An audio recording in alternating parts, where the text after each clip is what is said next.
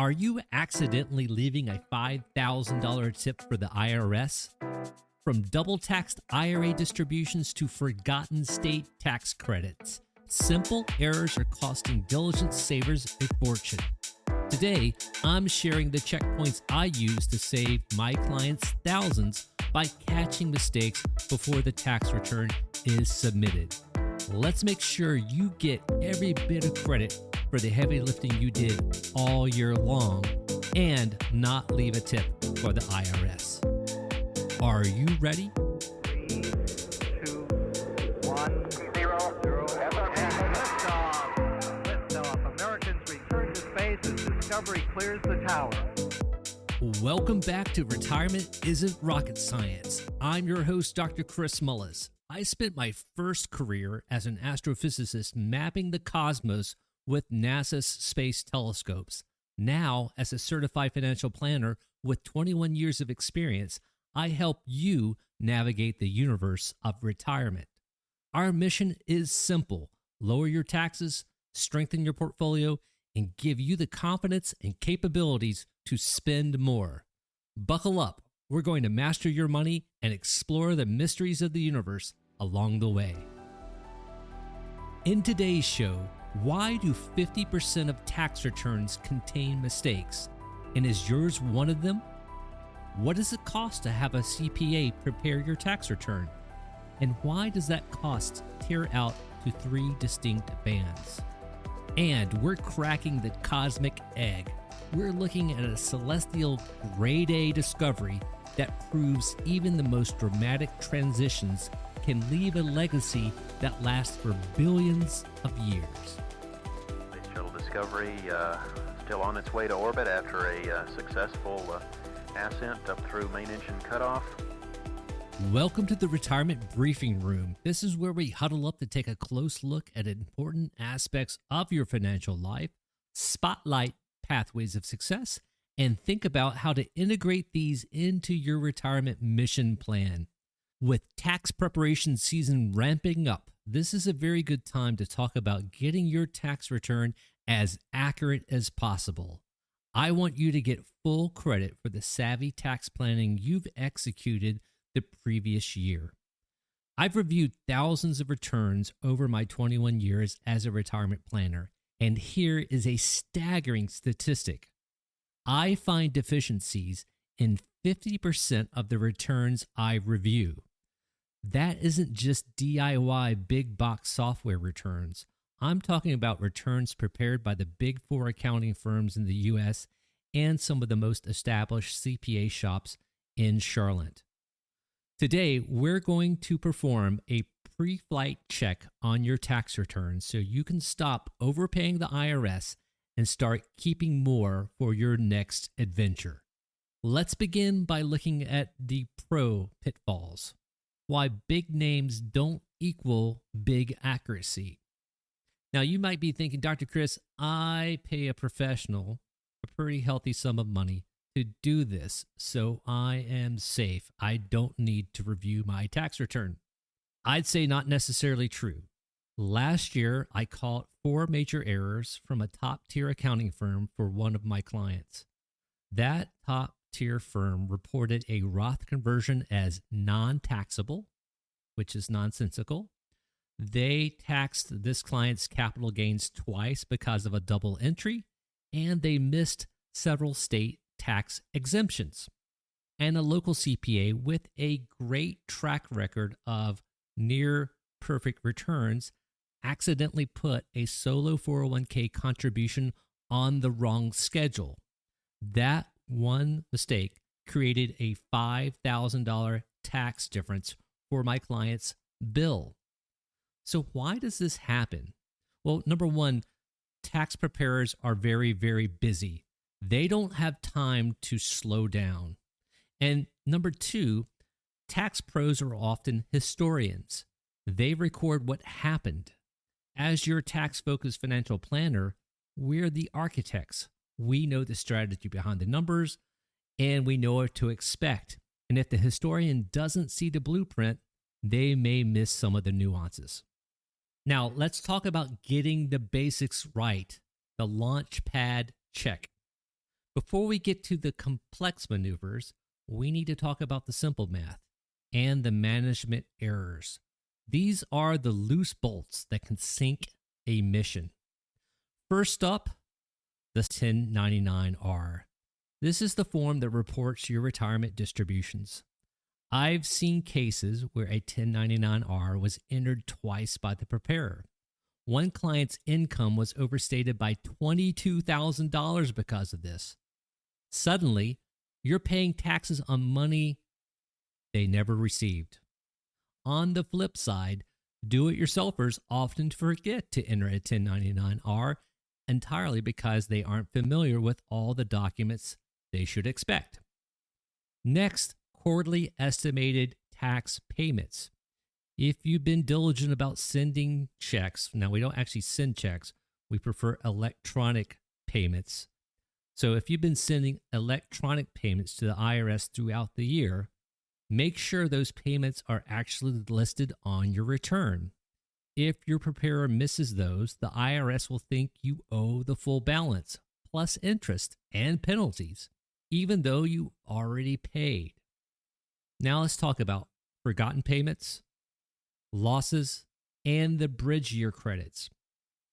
Foreign tax credits are often missing from federal returns, especially for self-preparers.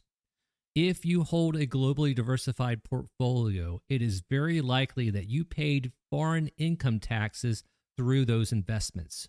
You can avoid double taxation by claiming a foreign tax credit. The simplest way to see what foreign taxes you paid is to look at Form 1099 Div, that's DIV. Next, here's one that gets missed all the time. It's the tax loss carry forward. Think of this as a gift from your past self.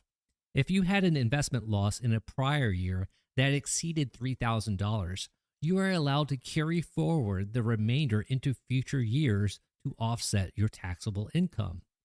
If you or your preparer doesn't check last year's return for a carryover, you're essentially leaving a tax deduction coupon in the junk drawer. And for my younger retirees, those are the folks that haven't quite reached age 65 and qualifying for Medicare. Many of you are on the health insurance exchange, the ACA exchange. You must ensure your tax preparer files Form 8962. This form reconciles your premium tax credit. If your income was lower than expected, you might actually get money back. If it was higher, you might owe. But skipping this form is a fast track to an IRS love letter you don't want to receive. Moving up the complexity scale, let's talk about the Roth conversion and Form 8606. The Roth conversion is one of the most powerful maneuvers in your arsenal. You're moving money from a forever taxed bucket to a never taxed bucket. But the IRS needs to know the timing. If you do a large conversion in the latter part of the year, the IRS might incorrectly assume you had that income spread across the year and hit you with an underpayment penalty. So even though you paid the tax that was due, they don't think you did it in a timely manner. In the U.S. tax code, we are required to pay the tax as the income is recognized. What you need to do is file Form 2210 on your federal return and the state equivalent to show the IRS and your state tax authority, hey, I didn't have this money in January, I got it in December. Now, if you are a North Carolina filer, that's Form D as in Delta, D422, and in South Carolina, it's a more readily rememberable SC 2210, following the nomenclature of the federal 2210. And don't forget Form 8606. If you've done a Roth conversion or if you've ever made a non-deductible contribution to a traditional IRA, you have basis. That money is money you've already paid taxes on. If your preparer doesn't track that basis on Form 8606, you will be taxed a second time when you take that money out. That's like paying for the same gallon of rocket fuel twice. let's not forget about your state income tax return. I want to highlight 3 items that are often missed. Number 1, Treasury interest. Did you know that interest from U.S. Treasuries is generally exempt from state taxes? Many CPAs skip this because it takes some extra time to do the math around the 1099 DIV. We actually do that math for our clients, and it's part of the tax letter we write and prepare to assist their CPA in building out their return. And by the way, that exemption of state taxes on U.S. government income applies across the board for all states. The second 2 items are state specific. So you're going to have to lean in to know which ones apply to you or not. And I try to articulate that for you here. The number 2 item is the foreign tax credit. Now, we talked about making sure you claim the foreign tax credit on your federal return. So that applies to everyone who's paid foreign taxes through their investments. But now we're talking about claiming a foreign tax credit or exemption on your state level return. And again, if you have a globally diversified portfolio, you're likely paying taxes to foreign governments through those international holdings. Again, you get credit for that on your federal return through Schedule 3. But North Carolina is one of the few states that also gives a credit at the state level through Form D400TC. That's Delta 400 Tango Charlie. Most do-it-yourself software won't prompt you for this at the state level. You have to know to flag it when you enter your federal information. It's a little bit paradoxical, right? In addition to North Carolina, these states have a foreign tax credit. Alaska, Arizona, Hawaii, Indiana, Montana, and Oregon. So again, look for that opportunity for a foreign tax credit on your state return. The third thing to look at for your state return is an exemption around IRA distributions. Depending on where you live, your IRA distribution might be exempt. For example, in South Carolina, there's a partial exemption that saves you hundreds if you know which box to check. There are 5 states that exempt 100% of your IRA distributions from state income tax. Those states are Illinois, Iowa, Michigan, Mississippi, and Pennsylvania. Now, that's in addition to, of course, the states that have no state income tax. And there are 8 states that have a partial exemption on IRA distributions: Georgia, New Jersey, Kentucky, Colorado, New York, Delaware, South Carolina, and Alabama. So being aware of some of these common pitfalls and errors and omission can save you hundreds or thousands of dollars. At my retirement planning firm, we prepare a very custom and personalized tax letter for each of our families that we serve, specifically for their CPA. It tells the preparer exactly what moves we've made, be it Roth conversions, qualified charitable distributions, tax loss harvesting, and on. So nothing gets lost in translation, and our client gets full credit for all the work that's been done. Reviewing your draft tax return before submission is an important step to take. There is some complexity depending on your circumstances, so it's best that your tax-focused advisor does that review for you. If you are doing this on your own, at the very least, carry out a year-over-year comparison. Line up last year's return to this year's. If your income is similar but your total tax line is vastly different, you need to ask why. And one of the best ways to get set for a great outcome is to make sure you didn't miss anything on the inputs. That's why I have prepared a free guide for you. It's entitled, "What Documents Do I Need to Collect for Filing My Tax Return?" This very detailed checklist covers the key issues to consider when preparing to file your taxes, such as documents and information to gather from your sources of income, your potential tax deductions, your potential tax credits, and other important nuances to consider when preparing to file your taxes. You'll find this great resource in this week's newsletter and the resource notes from today's episodes. You'll find that at retirementisn'trocketscience.com/11. That's 11 for episode 11. Bringing today's conversation to a close in regards to your tax prep, I want you to remember the IRS doesn't give extra credit for overpaying. They only care if you underpay. A successful retirement mission isn't just about how much fuel you have in the tank. It's about how much of it you actually get to keep for the journey. Don't let a simple data entry error at the 11th hour change your financial trajectory. Check those draft tax returns, verify your forms, and remember, you don't need a PhD to master this chapter, but a good pre-flight checklist certainly helps. Now, let's head over to Mission Control to answer your financial questions and get you retirement ready. Discovery Houston, 20 seconds to LOS TDRS. Roger, nice to be in orbit. In this week's Ask Mission Control, we're staying on that theme of tax preparation. Listener Mark asks, how much should I expect to pay for a CPA to prepare my return? That's a great question. Let's talk real numbers. For a retired couple, you can typically expect to pay a professional between $500 and $1,000 for a standard annual tax return. But like a mission to Mars, the price depends on the complexity of your flight plan.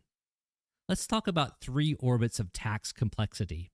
Number 1 is the basic retirement orbit. This is for folks who have kept things pretty streamlined. You've got your Social Security income coming in, maybe a couple 1099-Rs from your pension and your IRA withdrawals, and you're taking the standard deduction. It's a pretty straightforward return. Most CPAs will handle this for somewhere between $400 and $600. Orbit number 2, the moderate complexity zone. This is where most of our listeners, I'd say, probably fall into. Once you've accumulated a multi-million-dollar nest egg, your flight plan gets a bit more crowded. You might be itemizing deductions on Schedule A, managing multiple brokerage statements, and reporting capital gains from rebalancing your portfolio on Schedule D.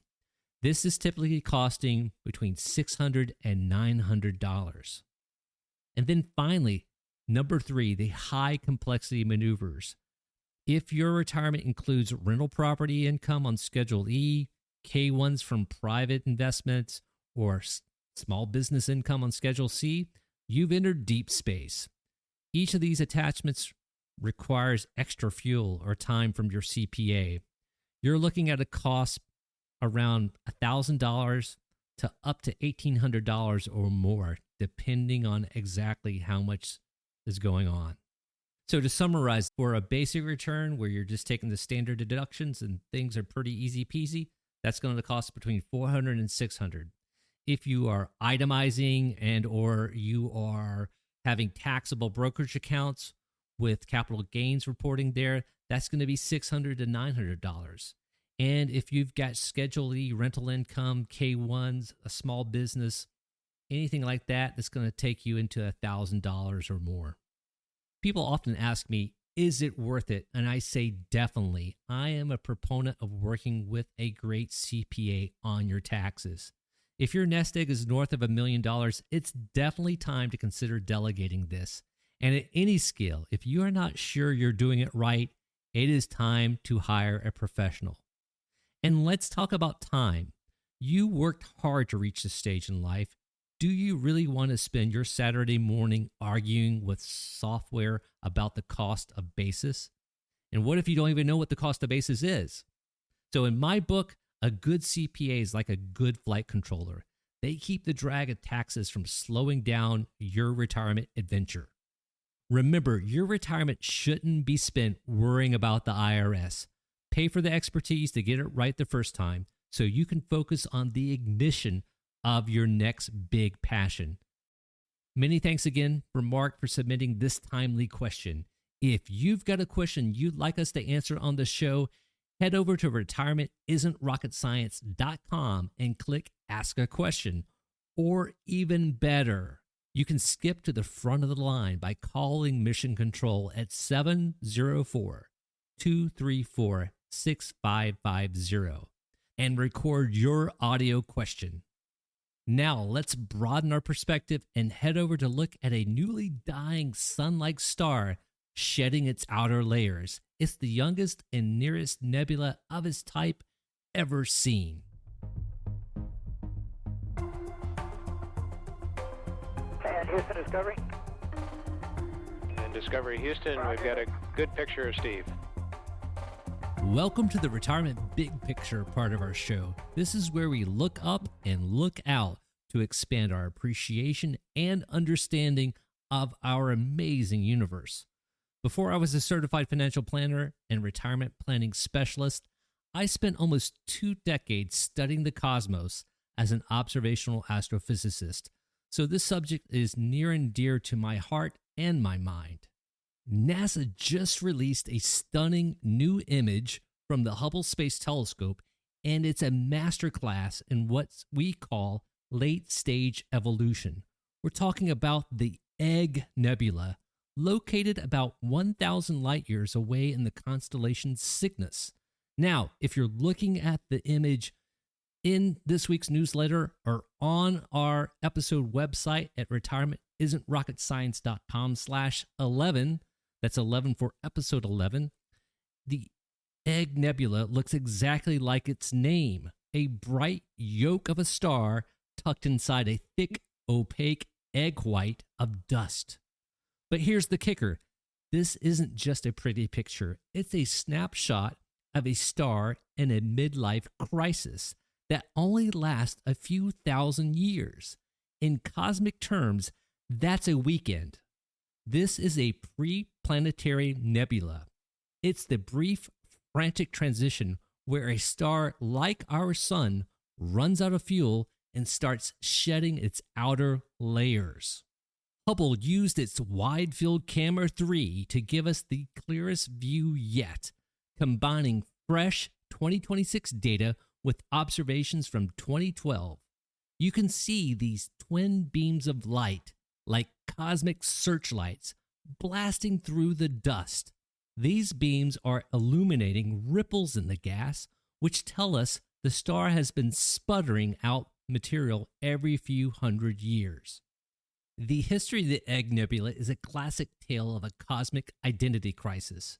It went from being a mistaken galaxy to be the very first of its kind ever identified. Long before we knew it was a dying star, the famous astronomer Fritz Zwicky cataloged the object in 1971. That's the first year of discovery. Dr. Zwicky saw 2 fuzzy blobs through his telescope and, assuming they were far outside our galaxy, listed them as a pair of compact galaxies. Then we moved to the rocket discovery between 1971 and 74. The nebula's true nature began to emerge thanks to the U.S. Air Force. Between 1971 and 1974, the Air Force Cambridge Research Laboratories conducted sky surveys using sounding rockets equipped with infrared sensors. They detected a massive source of infrared heat at those coordinates. You might be scratching your head saying, why was the Air Force doing this? Well, they weren't looking for stars. They were mapping the infrared sky to help differentiate between natural celestial bodies and man-made objects like missiles. In January 1975, astronomer Edward P. Ney published a study on the object in Sky and Telescope. Using a 60-inch telescope at Mount Lemmon in Arizona, he observed its unique oval shape and the way its light was polarized. That means that light is vibrating in specific directions. Dr. Ney coined the name Egg Nebula because the central star was completely hidden behind a thick yolk of dust, surrounded by a larger translucent egg white of gas. While ground-based telescopes knew it was special, they couldn't see inside it. Hubble changed the game through several key missions. In 1995, the WIFPIC 2 camera revealed the searchlight beams for the first time, twin rays of light piercing through holes in the dust cocoon.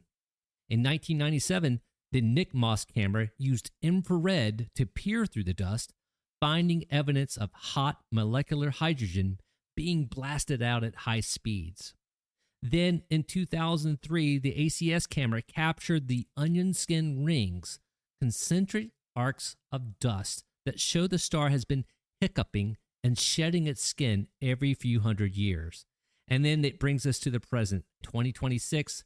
This year, the WFC3 camera, the most recent update, provided the highest resolution yet, confirming that this isn't just a dying star, but a pre-planetary nebula, the shortest lived phase in a star's life.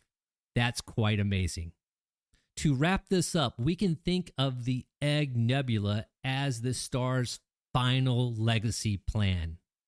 It's forging carbon-rich dust and throwing it out into its neighborhood. In fact, the very carbon in your body and the silicon in your phone were likely forged in a process just like this billions of years ago. It's the ultimate retirement gift. The star fades away, but its material seeds the next generation of planets. It makes you think, doesn't it? Even when the primary mission is ending, the impact you leave behind is what really shapes the future. You'll find this brand new Hubble Space Telescope image of the egg in this week's newsletter called The Launch. You can sign up for the launch at retirementisn'trocketscience.com. Welcome home, Columbia. Beautiful, beautiful. So I have to take it up to hangar, Joe? We're going to dust it off first. We've spent today orbiting the complexities of taxes, examining the pitfalls and the opportunities to do it better and save you money. It's time to open the hatch. This is your spacewalk. You're stepping out of the routine and into the void to turn today's insights into a successful mission. This isn't just a stroll, it's where the work gets done. To move from theory to results, here are your mission objectives. Number 1, perform a year-over-year check. Compare your 1040 from this year to last year's. If there's a swing of more than 10% in any line that you can't explain, flag it for your preparer. Number 2, verify Form 8606.